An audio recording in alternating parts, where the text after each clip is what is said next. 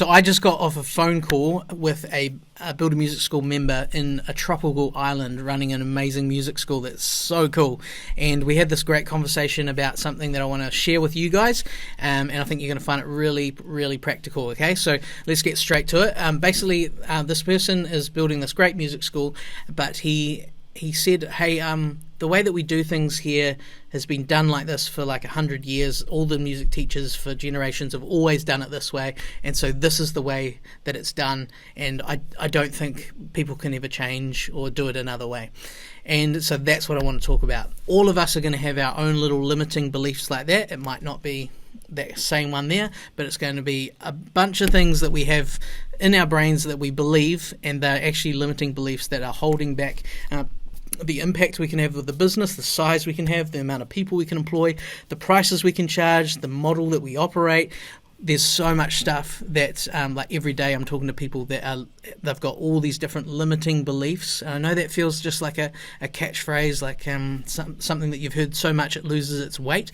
But just think about it. There's so many things that music teachers, music school owners are doing that is based on these limiting beliefs that they have that aren't actually true.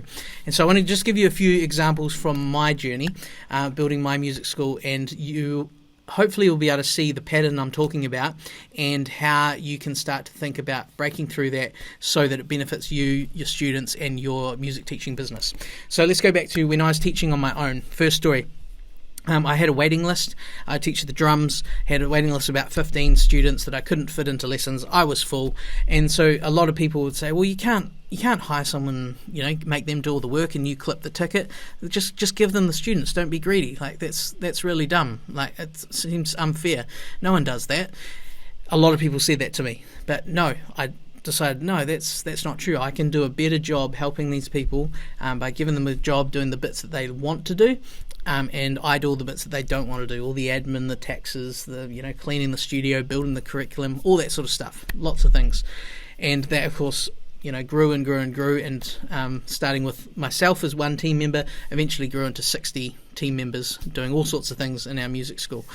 So that was one limiting belief a lot of people have. Some of you watching probably still have that belief. You're thinking, oh, who am I to hire someone else? Why would someone want to work for me? Why don't they just do it themselves?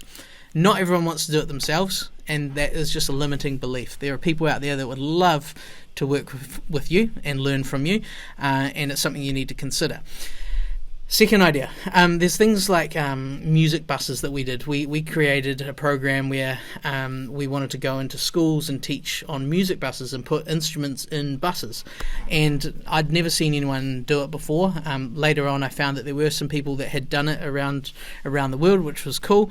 And so we set out to do it and figured it out ourselves. And lots of people and principals and teachers and friends and family were like, you can't put instruments in a bus. Why would you want to strip out all the seats? And no, you can't do that. Schools are very hard to get into. No, they have set curriculum and the barriers to get in. It's way too hard. You can't do that. You've got to go through the Ministry of Education, all these things. And so there's all these mindset issues of, you can't do it because of this, and this. No, that can't be true. And so you just go figure stuff out, talk to people, solve it. And now our music school's got like 5-6 buses going into 40 schools a week, teaching probably over 1,000 students in that program, bringing the lessons to them, solving the problem of lack of space. You're not having to drive kids to lessons after school, a cheaper experience, a really great feeder into private, more expensive lessons later on when they're more serious and got the foundations down, all this amazing stuff, right? And so that, again, if we'd listened to all those limiting beliefs and no, this is the way it's always done, it wouldn't have been created and wouldn't be what it is today. A few more examples. Group lessons. A lot of people think, oh no, one-on-one is the only way to teach. You can't do groups. People can't learn like that. It's basically a watered-down version. It's like saying, do you want this whole loaf of bread, or do you want us to cut it into 5 and all have a piece each, and so we only get a fifth but we paid for the whole loaf? Stupid things like that. No, like if you know how to teach groups well, groups can be amazing. It doesn't mean it's the only thing you do and the only thing you'll offer, but it's something that you want to add to the packages that you offer. And so again, learning how to do that thing, not listening to the people that will try to shoot it down and say, oh, no, it's impossible. We'll never do it. I've never seen it work. I've never seen anyone do it well. It's just, no, man, that's a limiting belief. You can't do it well. And it doesn't sound like you're prepared to go learn how to do it well. Most of us have been in groups our whole life. We didn't go to a school and get a single teacher to a single student for the whole time. No, we learn in groups. That's literally what school is. That's literally what we're accustomed to. When I went to university and did a music degree, I literally learned in a group for every single class. So that is obviously a limiting belief. If there's hundreds, thousands, tens of thousands of teachers, music schools around the world who are teaching groups successfully, then it's your limiting belief. So there's another one. What else have I got here? Oh, here's another interesting one. We got to a certain point in our journey where it made sense to move the lessons from 30 minutes to 45 minutes, which meant everyone had to pay 50% more, which means we needed less people who are paying more. And yes, some are going to drop off, but it meant that on the whole, we were much better off. Students got a better experience because they got a bit longer. Travelling in for one lesson was longer, so they get more out of it. We get a bit more to income coming in. There's less students, less marketing we have to do to fill all those spots. It's a real win-win, and it works out for the better. But if we'd listened to the mindsets that everyone would have had for whoever knows how many hundreds of years. No, lessons are always 30 minutes for this price, and that's all you need, and it nicely fits in an hour, and you wouldn't want to mess with that. No. If we listen to that, it wouldn't have made that massive impact in our school.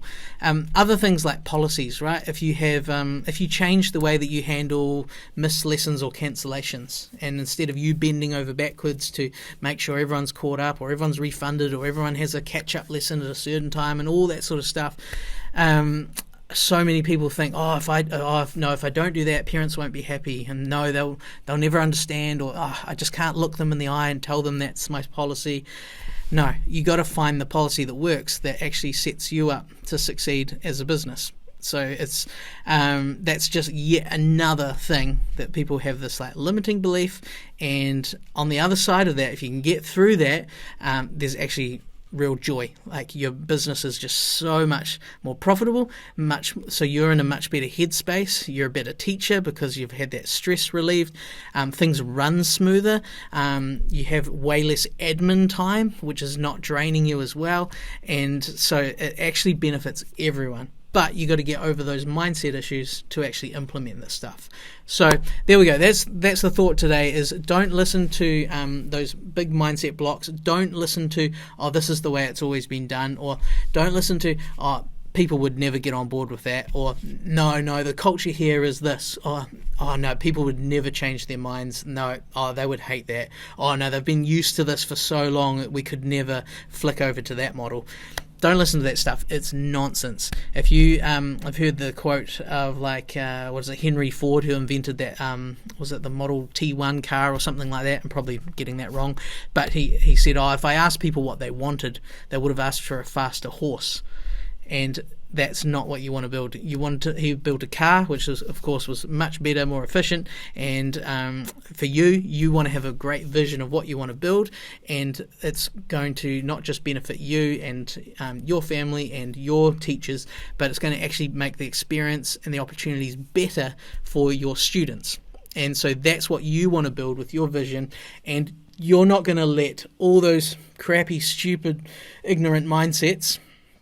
I'm being harsh. I'm not a harsh guy, but you know what I mean, right? The stuff that's dragging you down, you're not going to let all of that prevent this amazing vision that you've got, full of positivity, that's going to change kids and students' lives. So go for that vision. Think big. When I started, man, I had a pair of drumsticks, a pair of drums, and never in my wildest dreams did I believe that could turn into a music school with 60 teachers, 2,000 students, music buses, charitable trust, international camps, bringing people over for trips, all sorts of crazy things. And now, working with over 300 music schools on a daily basis in 25 countries. So don't listen to the limiting beliefs. Think big. Build a big vision. If you want to be surrounded by people that think big like that, and then you come check out buildamusicschool.com.